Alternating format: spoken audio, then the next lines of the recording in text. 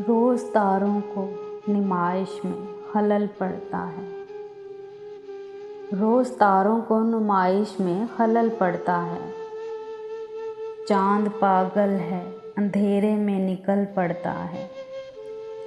एक दीवाना मुसाफिर है मेरी आँखों में, वक्त बेवक्त ठहर जाता है, चल पड़ता है। अपनी ताबीर के चक्कर में मेरा जागता ख्वाब रोज़ सूरज की तरह घर से निकल पड़ता है।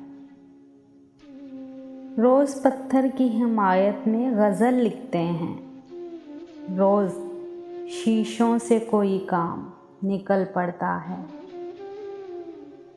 उसकी याद आई है सांसों, ज़रा आहिस्ता चलो। उसकी याद आई है सांसों, ज़रा आहिस्ता चलो। धड़कनों से भी इबादत में खलल पड़ता है।